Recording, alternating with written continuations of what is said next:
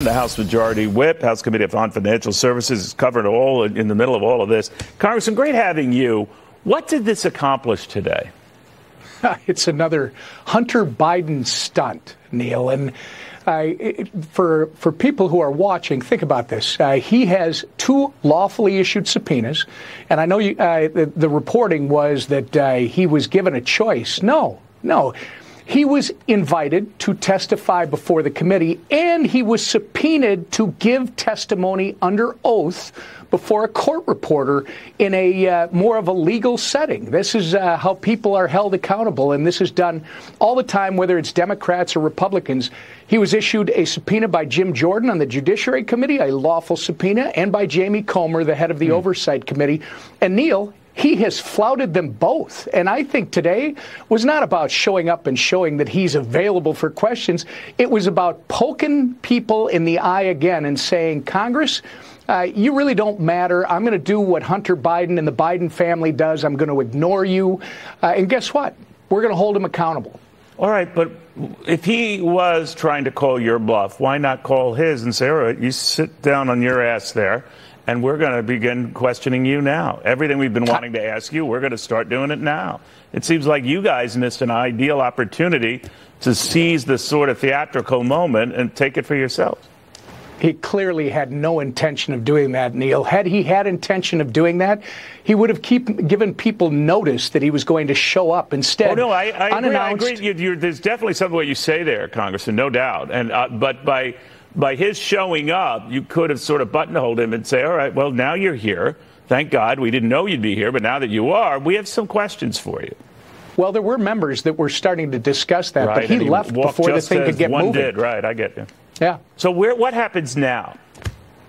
The next step, I believe, will probably be a vote on the House floor to hold Hunter Biden in contempt for ignoring two lawfully issued subpoenas. And my understanding is that this is likely to come next week when we come back.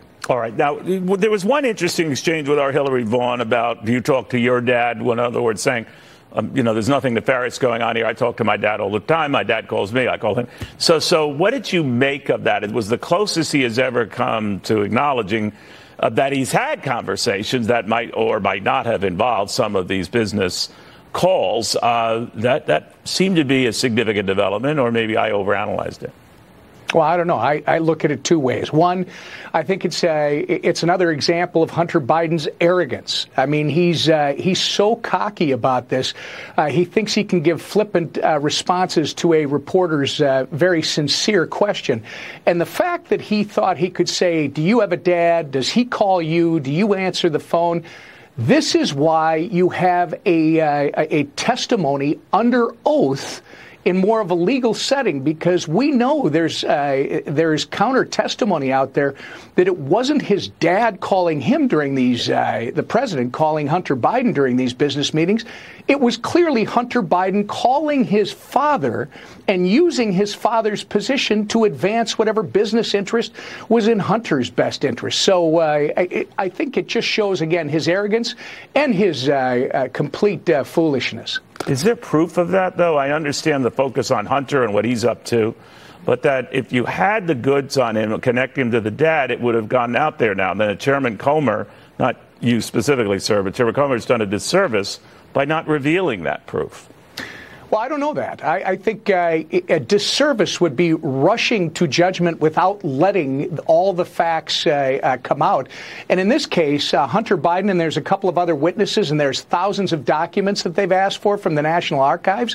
Bottom line, Neil, is let's think about this for a second, because you're right. You've got to have admissible evidence, not hearsay, not conjecture. But everything that we see points to the Biden family, starting with Hunter, using their name, their position, to obtain large sums of money from those that may not be considered, that are the enemies of this country. The next step is allow them to tell us why it isn't what we see. But for some reason, Hunter is refusing to do that. He could give testimony in open committee, and he could give testimony under oath behind closed doors. Right. You would think, Neil, they would be the same. So real quickly, my producer's probably going to kill me, but I always learn a lot from you, Congressman.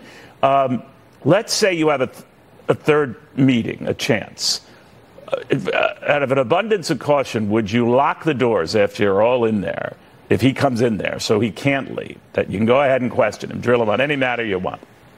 You can't do that. This country, we have a subpoena out there. The next step when you have a congressional... But he shows up. I mean, he's shown up twice, in a way. The first time was just outside the Senate. I agree. But that this way, he could surprise you again, but you won't be surprised. You'll be ready, and as soon as he enters, you can close the doors and talk.